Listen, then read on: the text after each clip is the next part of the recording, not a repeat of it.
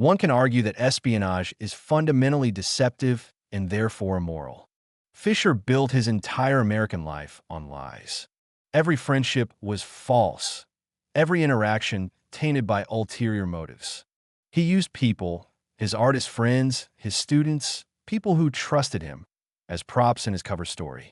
This instrumentalization of human relationships, using people as means rather than ends, violates basic ethical principles.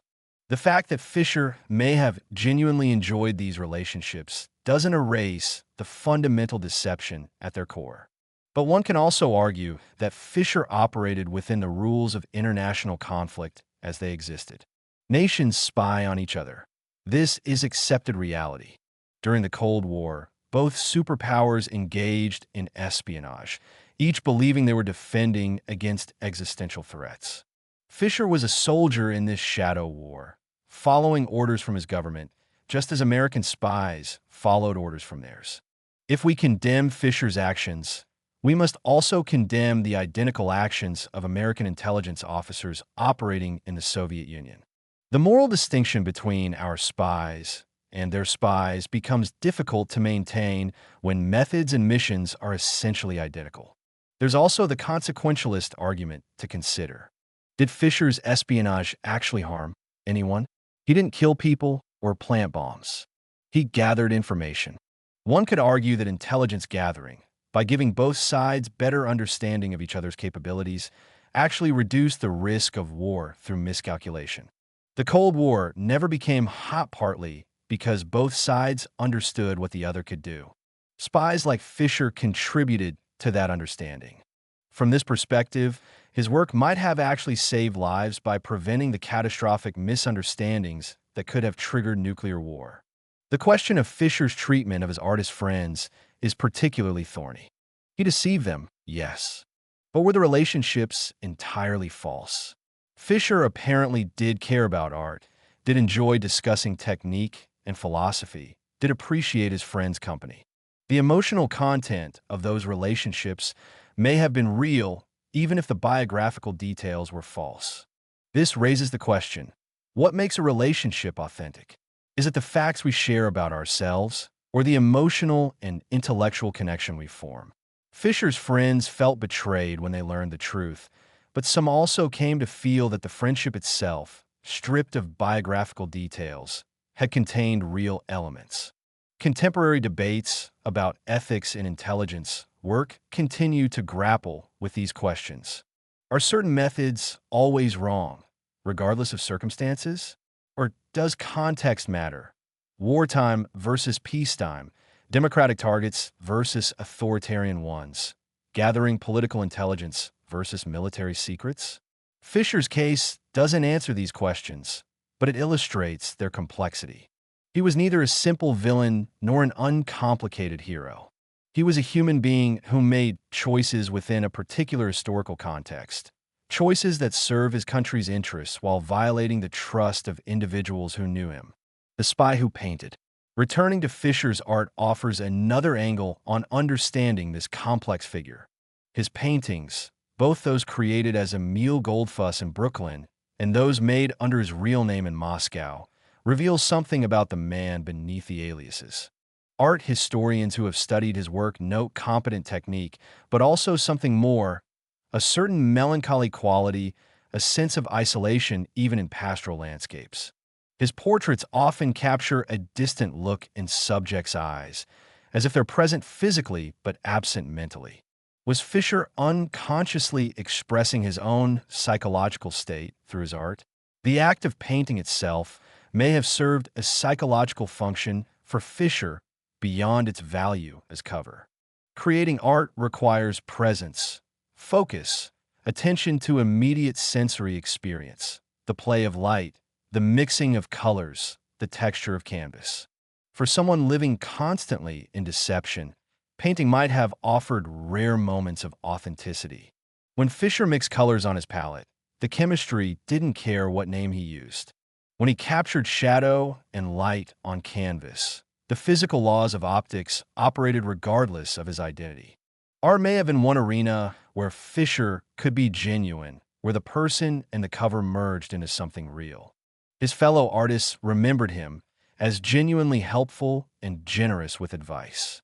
He would spend hours discussing technical problems with younger painters, offering suggestions about composition or color theory. He attended openings at local galleries, participated in art community events, engaged seriously with other people's work. This level of engagement goes beyond what cover requires. Fisher could have been a mediocre artist, dabbling just enough to maintain his legend. Instead, he immersed himself in the art world, suggesting that it met some genuine need in his psychology. After his return to Moscow, Fisher continued painting seriously. He didn't need cover anymore. His espionage career was over. Yet he kept creating art, exhibiting in galleries, developing his style. This suggests that whatever role art had played in his life as Emil Goldfus, it had become something more than mere tradecraft. Perhaps in living the cover for so long, Fisher had actually become, in some sense, the artist he had pretended to be. Identity is fluid and performative. If you act like an artist for a decade, create hundreds of paintings, engage deeply with artistic community and philosophy, at what point do you simply become an artist?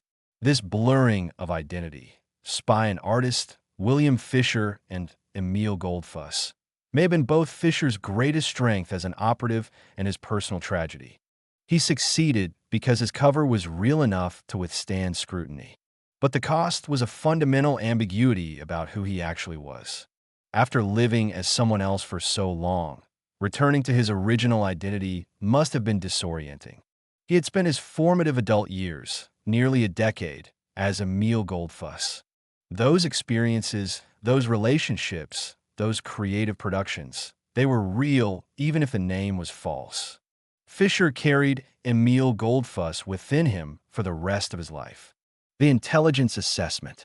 From a purely professional intelligence perspective, Fisher's operation was remarkably successful until its end. He maintained deep cover for nearly a decade without detection. He built and ran an intelligence network that provided valuable information to Moscow. He recruited agents, serviced dead drops, encrypted and transmitted reports, all while maintaining a convincing cover identity. The operation only fell apart because of Heihanen's defection, a betrayal from within, not a counterintelligence breakthrough by the FBI. Soviet intelligence regarded Fisher as one of their most successful American operatives. Documents released after the Soviet Union's collapse confirm that his network provided significant intelligence during the critical early Cold War period. He gathered information on American military capabilities, defense industry production, strategic planning, and political intentions. While he wasn't stealing nuclear secrets like Klaus Fuchs or running high-level government sources like some other Soviet agents, his network's steady stream of intelligence helped Moscow understand American capabilities and limitations during tense years. The longevity of his operation is particularly impressive. Many Soviet spies were caught relatively quickly, often within a year or two of beginning operations. Fisher lasted nearly a decade. This longevity wasn't luck. It was the result of meticulous tradecraft, careful planning, and extraordinary discipline. Every day, for years, Fisher maintained his cover without significant mistakes. He varied his routines just enough to avoid patterns while not varying so much that he seemed erratic. He cultivated relationships deep enough to seem natural, but not so deep that people asked too many questions. He was consistently, deliberately unremarkable. The FBI's eventual capture of Fisher demonstrated both the strengths and limitations of American counterintelligence. They caught him only because Heihanen defected and provided detailed information about the network. Without that insider information, Fisher might have operated indefinitely. American counterintelligence was sophisticated and well-funded, but identifying a perfectly covered operative through surveillance and investigation alone proved extremely difficult. This remains true today. Catching spies often requires betrayal from within their organization rather than brilliant detective work from outside. Fisher's behavior after capture also impressed intelligence professionals on both sides. His resistance to interrogation was textbook perfect. He gave the FBI nothing useful while avoiding the kind of obvious stonewalling that can itself provide information. His dignified behavior during trial enhanced his legend within Soviet intelligence circles while also earning grudging respect from his American captors. And his value in the prisoner exchange vindicated the KGB's investment in him. Even caught and convicted, he served Soviet interests by facilitating power's return. This is the mark of a truly valuable intelligence officer, useful even in failure. The Brooklyn legacy. In the decades since Fisher's arrest, Brooklyn's relationship with his story has evolved. Initially, there was shock and anger that a Soviet spy had operated for years in a quiet residential neighborhood.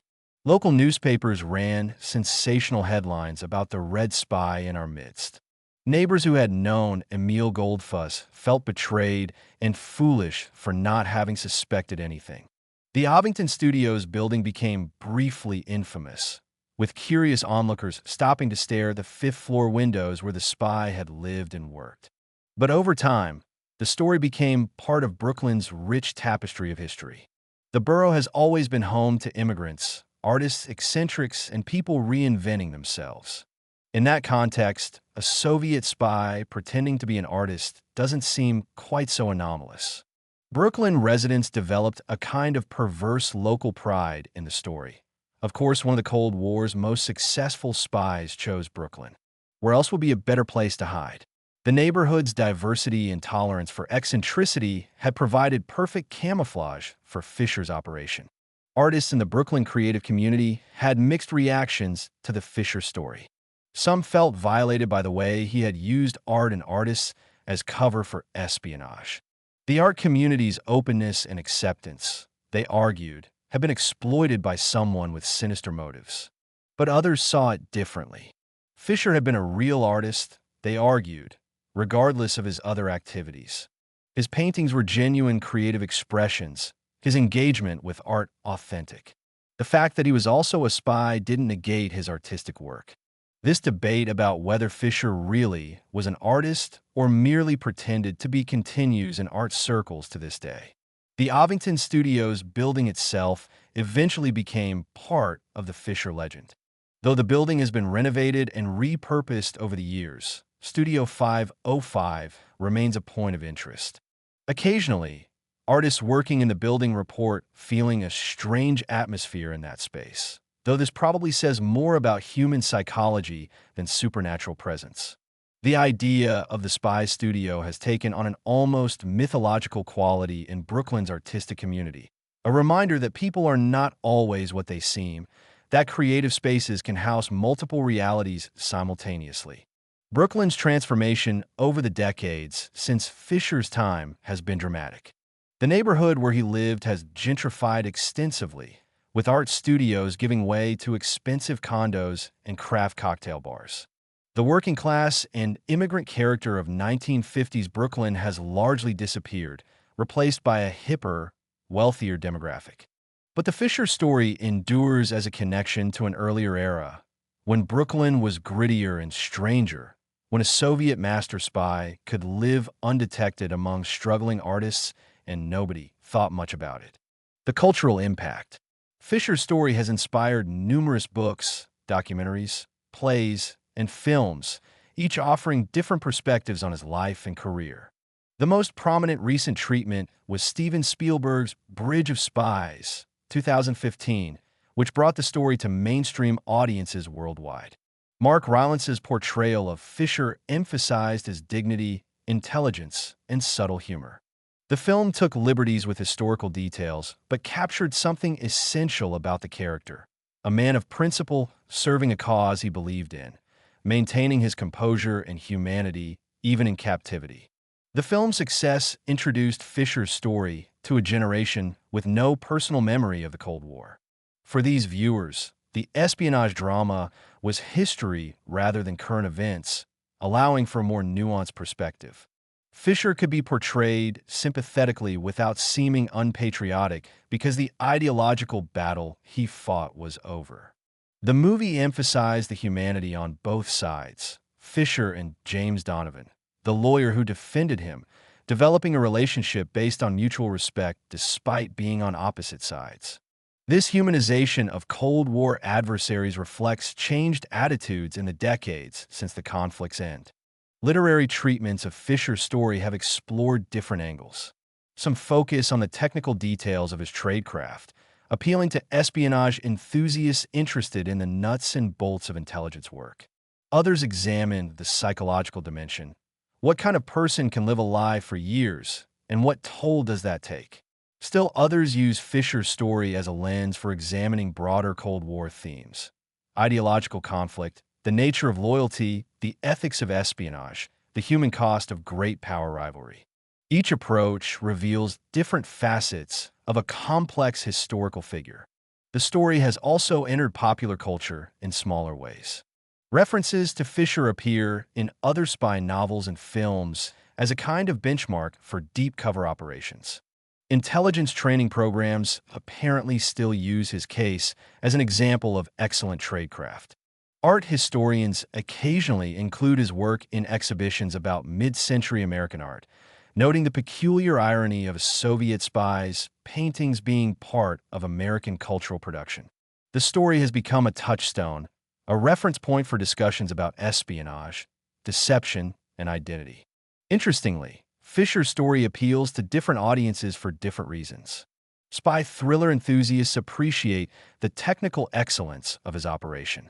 Artists find the tension between cover identity and authentic creative work fascinating. Cold War historians see his case as illuminating broader patterns of intelligence conflict. Ethicists use the story to explore moral questions about deception and loyalty. Psychologists examined the mental resilience required to maintain a false identity for years.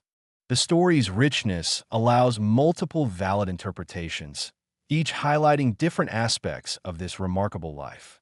Modern parallels. While the Cold War ended decades ago, the intelligence challenges Fisher exemplified remain remarkably current.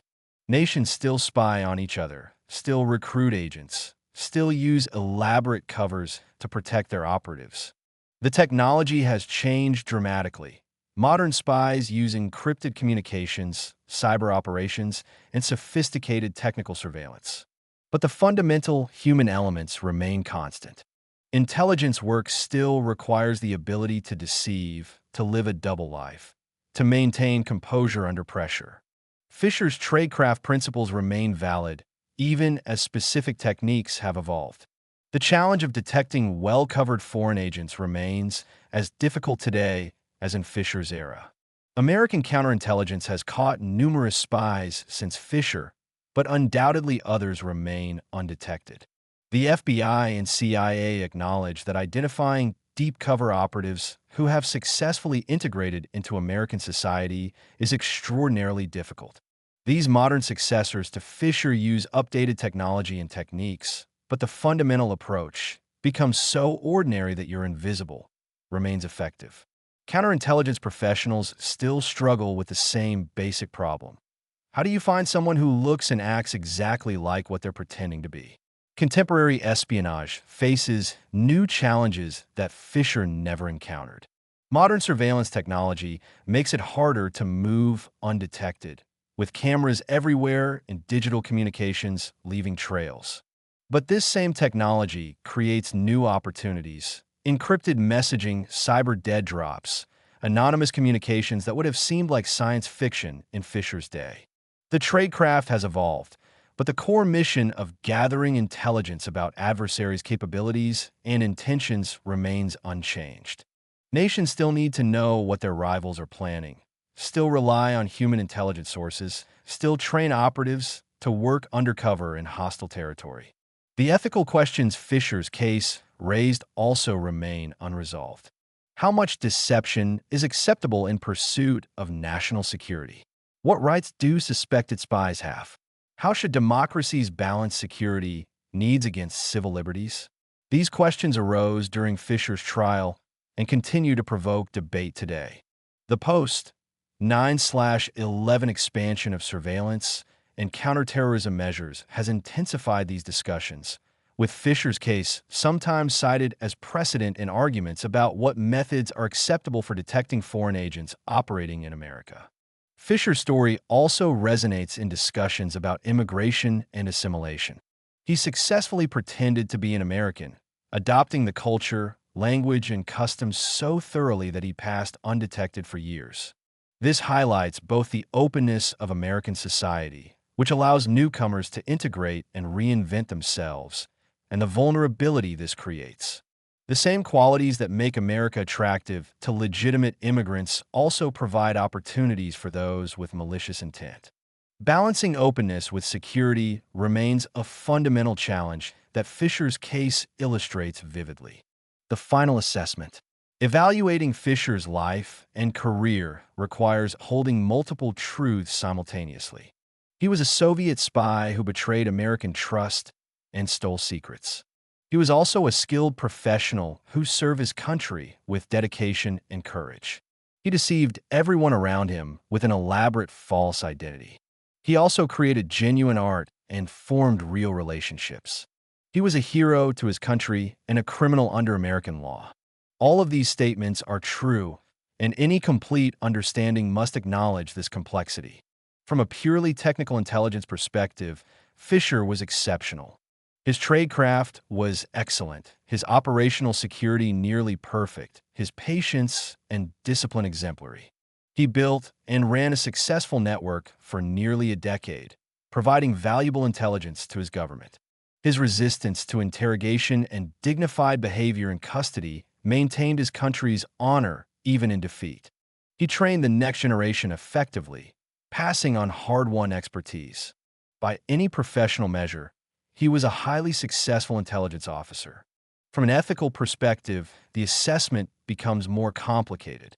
Fisher lived a life of sustained deception, using people and betraying the trust of those who considered him a friend. He worked to undermine the security of the country where he lived. Yet he believed he was serving a just cause, protecting his homeland from what he saw as existential threats. He operated within rules of intelligence conflict that both sides accepted, doing nothing his American counterparts weren't also doing in the Soviet Union. The ethical judgment depends heavily on one's perspective regarding the Cold War's legitimacy and the acceptability of espionage as statecraft. From a human perspective, Fisher lived an extraordinary, if lonely, life. He experienced things most people never do, living years under a false identity, maintaining absolute discipline and secrecy, facing prison and potential execution with dignity, returning home as a hero. He succeeded at one of the most difficult jobs imaginable, but he also paid a price in human connection and psychological wholeness. Living as someone else for years must have been isolating beyond measure. The relationships he formed couldn't be fully authentic when he couldn't be honest about who he was. The psychological compartmentalization required to function must have been exhausting. Fisher's legacy in the intelligence world is secure. He's remembered as one of the most successful Soviet operatives in America during the Cold War. His tradecraft is still studied, his methods still analyzed and taught. The KGB regarded him as a hero, and his work contributed significantly to Soviet intelligence understanding of American capabilities during critical years. The fact that his operation lasted nearly a decade before being betrayed from within speaks to his exceptional skills. He set a standard that few intelligence officers have matched. For the general public, Fisher's story serves as a reminder of the hidden conflicts that shape history. While average people went about their daily lives in 1950s Brooklyn, a shadow war was being fought around them. The friendly artist in Studio 505 was actually a Soviet master spy. The seemingly ordinary could conceal the extraordinary. This awareness of hidden depths, of the gap between appearance and reality, is part of Fisher's cultural legacy. His story reminds us that the world is more complex than it appears, that people contain multitudes, that nothing is quite as simple as it seems. Conclusion. Rudolf Abel, or rather, William Genrikhovich Fisher, the man who lived as Emil Goldfus, remains one of the most fascinating figures of Cold War espionage. His story combines spy, thriller excitement with deeper questions about identity, loyalty, deception, and the human cost of serving causes larger than oneself. He was a man of exceptional skills and discipline who dedicated his life to serving his country, paying the price in years of isolation and deception. He was also a genuine artist who created works of beauty while gathering secrets that could have contributed to global conflict.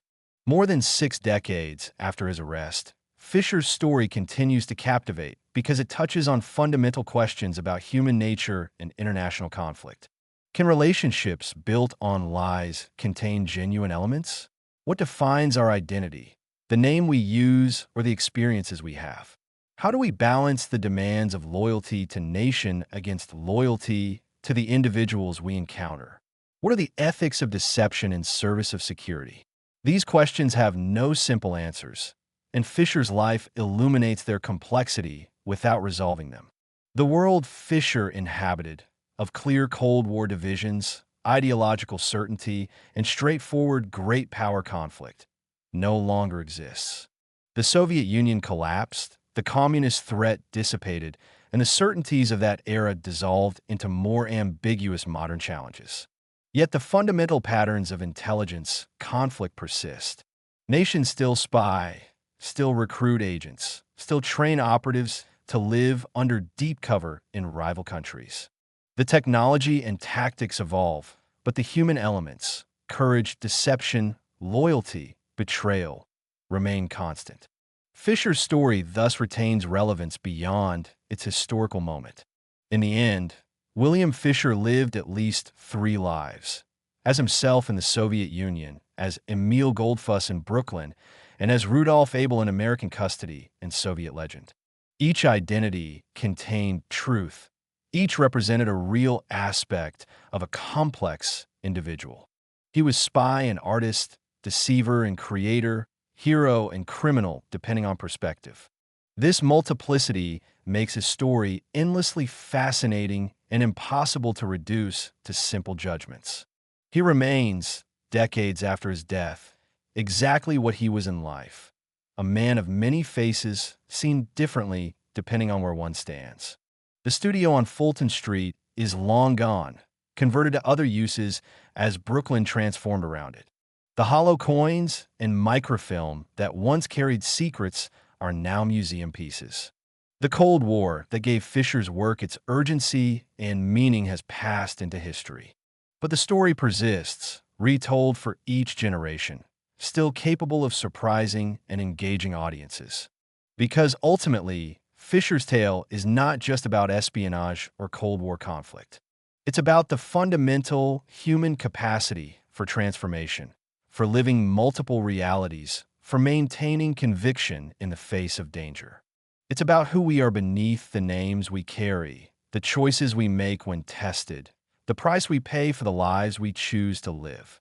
And those themes remain eternally relevant, regardless of changes in politics or technology.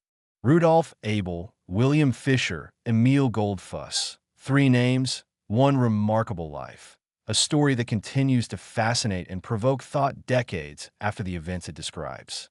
In an age when much seems black and white, his story reminds us of the shades of gray that color human experience. He was neither simple villain nor uncomplicated hero, but something more interesting and human. A person who made choices within historical constraints, who excelled at a difficult profession, who paid costs for his commitments, and who left behind a legacy that defies easy categorization. That ambiguity, that complexity, is what makes his story worth remembering and retelling, now and for generations to come.